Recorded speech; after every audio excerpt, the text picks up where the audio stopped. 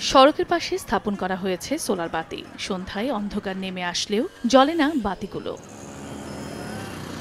2017-18 অর্থবছর থেকে 2020-21 অর্থবছর পর্যন্ত পর্যায়ক্রমে ৩,৫৭৪টি সোলার প্যানেলযুক্ত সড়ক বাতি স্থাপন করা হয় চাঁপাইনবাবগঞ্জের সদর উপজেলার বিভিন্ন এলাকায়। এলাকাবাসীর অভিযোগ, স্থাপনের পর কয়েক মাস বাতিগুলো জ্বললেও এরপরই নষ্ট হয়ে যায়। কয়েক বছর পার হলেও মেরামত করেনি কর্তৃপক্ষ।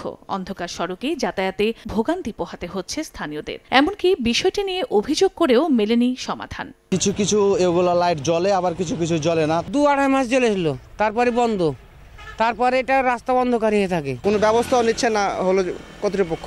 নষ্ট হয়ে পড়ে আছে, ভালো করার জন্য আমরা উদ্যোগ নিয়েছি, কিন্তু কাকে আমরা কেউ এটা ভালো করে দিবে এটার আমরা আর গোড়া পাচ্ছি না, কোনো কিছু পাচ্ছি না। তবে শিগগিরই ঊর্ধ্বতন মহলের সঙ্গে কথা বলে সমস্যা সমাধানের আশ্বাস উপজেলা প্রশাসনের। ঊর্ধ্বতন কর্তৃপক্ষের সাথে কথা বলে যদি সেগুলো মেরামত করা যায়, পুনরায় সচল করার জন্য, বিশেষ করে যেগুলো রিমোট এরিয়া সেখানে যদি এগুলো পুনরায় ইউজ করা যায়, আমি প্রয়োজনীয় পদক্ষেপ নেব। সোলার প্যানেলযুক্ত সড়ক বাতিগুলোর মধ্যে বসতবাড়ির সামনে 2058টি ও সড়কের পাশে স্থাপন করা হয় 1514টি। সময় সংবাদ, চাঁপাইনবাবগঞ্জ।